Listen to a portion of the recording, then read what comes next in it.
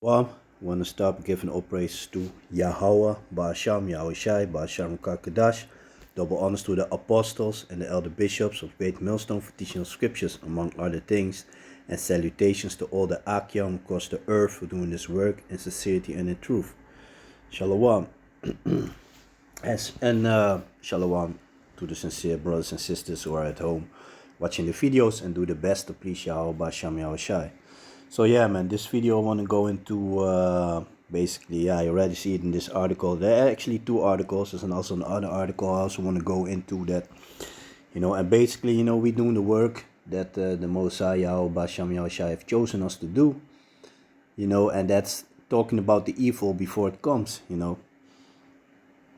which also reminds me of a scripture. Let me grab that real quick before I go into this, because this is the time to get back, to get right with Yahweh Sham Yahushai, because before you know it, it's gonna be too late. If you look around you, you see that all these countries, they're getting ready,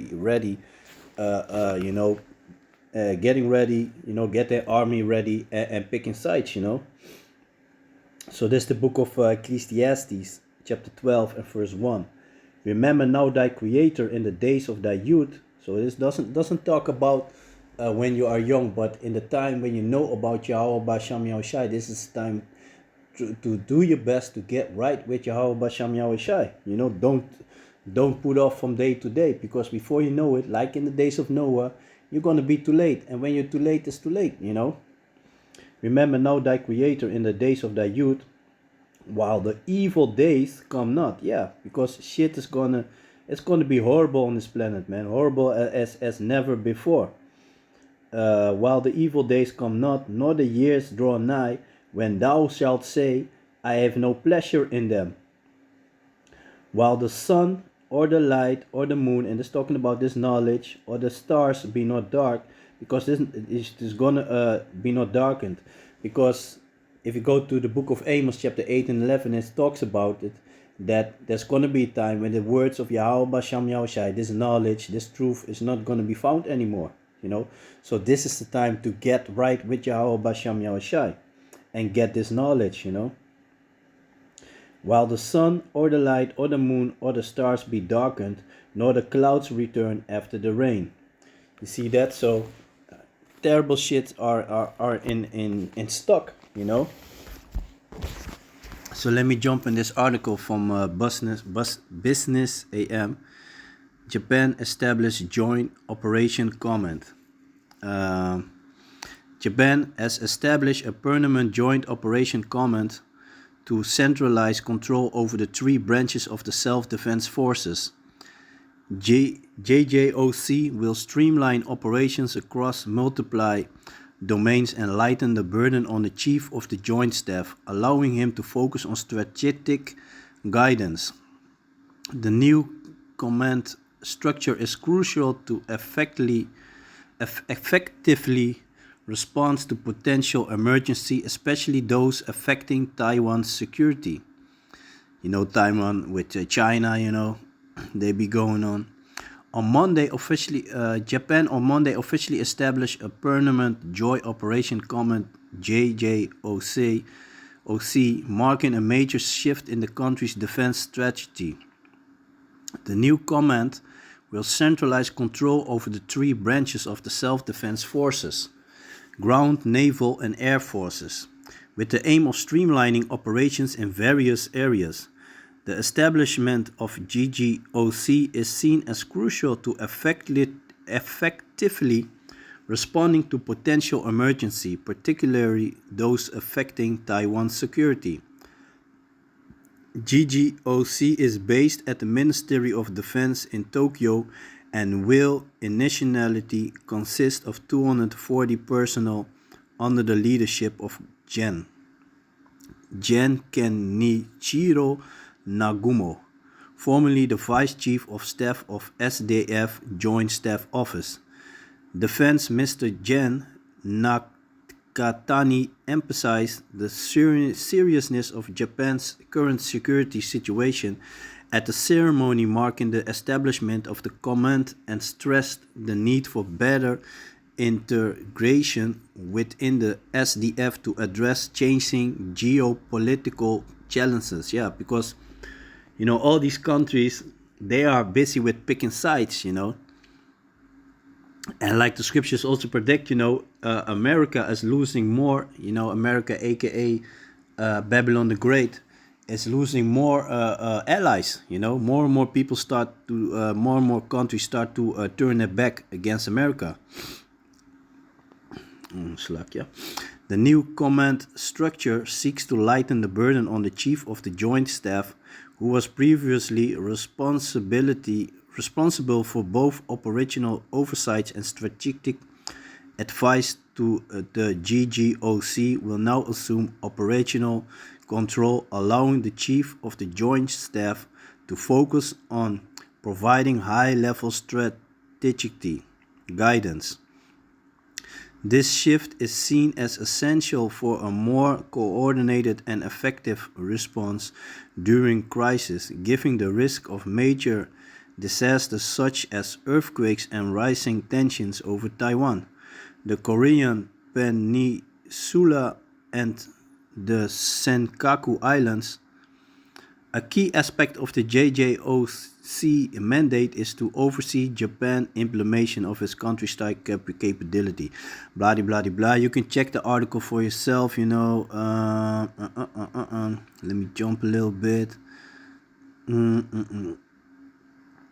Nagamo has extensively experience in this area, having previously overseen Japan's response to North Korean missile launches and airspace violations. So yeah, so they have, they also they also have tensions with North Korea, So yeah, so let me jump into another article, because there's also another article. This is about concerning Iran, and they want to place some rockets on certain islands. So Iran plans to place missiles on disputed islands. Escalation with U.S. looms. So Iran is also basically poking America. Iran's Islamic Revolutionary Guard Corps announced yesterday that it would deploy an advanced air defense missile system on the 3 islands in the Gulf of Hormuz that are also claimed by the United Arab Emirates. An escalation threatens deployments of the... So you see that? So, they be poking each other, flexing, showing the muscles. An escalation threatens deployments of the systems has serious implications for the security of global maritime traffic and U.S. military operations in the region, writes Army Recognition. According to the newspaper, the islands in question are Greater Thumb, Lesser Thumb, and Abu Musa, claimed by both the UAE and Iran is trying to strengthen its control over the Strait of Hormuz with the deployment of the 15 Qordad air defense missile system. Advanced anti-stealth, developed by the Iran Aviation Industries Organization. This system is one of the most advanced systems Iran produces domestically. It is capable of detecting, tracking, and attacking a range of air threats, including stealth aircraft. So you see that? So they got these stealth fighter jets, so they even can be spotted by this defense system. Unmanned combat aircraft, cruise missiles, and conventional fighter jets. The system has a so-called detection range of up to 150 kilometers and an attack range of up to 200 kilometers using Sayad-3 missiles. The system can not only deal with stealth targets invisible to radar, but is capable of tracking and engaging 6 targets simultaneously. So at 6 targets at one time. Deploying the system poses a major challenge for the United States and its allies, which regularly operate in the Gulf to ensure the safety of shipping lanes. Yeah, you see that? They've been doing shit, so they tired of it, Beautiful to see, man. The Strait of Hormuz, which is 50 kilometers at its narrowest point. It is important for the transit of oil. You see that? So, according to Army recognition, the Iran system significantly limits the deployment of, for example, American aircraft carriers, AWACS aircraft, and other intelligence gathering platforms. In other words, the Americans and their allies are then deprived of intelligence and essentially blind in the Strait of Hormuz. The Iran timing is notable, with the announcement of the deployment coming at a time of rapidly rising tensions between Iran and the United States. US President Trump has threatened Iran with military action if it does not resume talks over its nuclear program. Iran's missile deployment and hardened rhetoric can be seen as a rejection of coercion, and a strategic show of force to shape the diplomatic landscape, according to Army recognition. Admiral Alireza Tangsiri, commander of the Revolutionary Guard Navy, said in a statement earlier that Iran's naval and missile force are on high alert and are constantly monitoring enemy movements. Yeah, because must not forget, like the Israelis, they also keep on killing those leaders of Iran, and of Hamas and all that, It's beautiful, man. So let me jump into a few scriptures. So this is the book of Joel, because this is what you see going on, So this is the book of Joel, chapter 3 and verse 9. Proclaim ye this among the Gentiles, prepare war, wake up the mighty men, let all the men of war draw near, let them come up. And that's exactly what you see going on. They're all getting ready to fight, Beat your plowshares into swords and your pruning hooks into spears. Let the weak say, I am strong, because you must not forget, Iran have been bullied for years by America. And now they be like, fuck you, I ain't gonna do what you told me. Fuck you, ain't gonna do what you told me. That's Iran's tune right now, Beat your plowshares into swords and your pruning hooks into spears. Let the weak say, I am strong. Assemble yourselves and come, all ye heathen, and gather yourselves together round about thither. Cause thy mighty men to come down. O Yahweh, let the heathen be wakened and come up to the valley of Yahweh Shaphat. Yeah, the valley of the Most High's judgment. For there will I sit to judge all the heathen round about.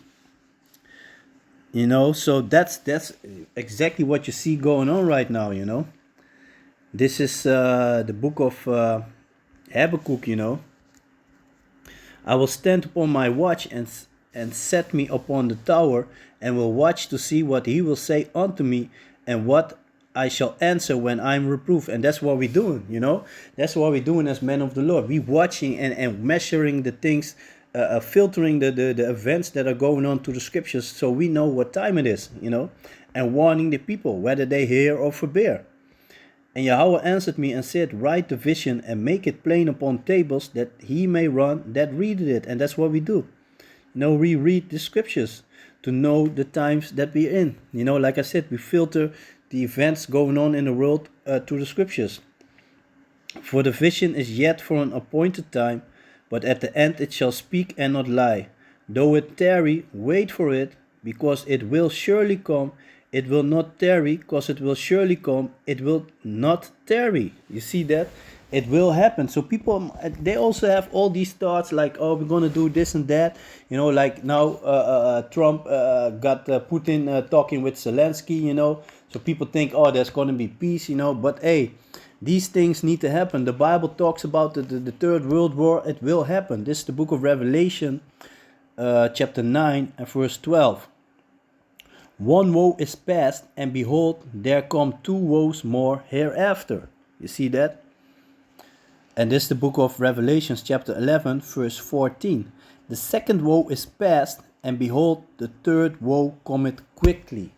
Although it tarry, it won't tarry, it surely will happen, man. So yeah, just wanted to do a short, about these two articles. It's showing us how they getting ready, everybody getting ready, picking sides, and basically be like, man, you're not gonna tell me anymore. Those that have been bullied by America, they refused to continue therein, to be bullied by America, and they take a stance, and they got Russia on their side. Don't forget what Russia did in Syria. Okay, the last time he didn't do it, but the time before, he got rid of America. Got him out of there. So yeah, man. So with that, I want to give all praises to Yahweh, Ba'asham Yahushai, Ba'asham Kakadash, double honors to the apostles and the elder bishops of Great Millstone for teaching of scriptures, among other things, and salutations to all the Akyam across the earth who do this work in sincerity and in truth, and shalom to the sincere brothers and sisters who are at home watching the videos and do their best to please Yahweh, Ba'asham Yahushai. So yeah, man, shalom.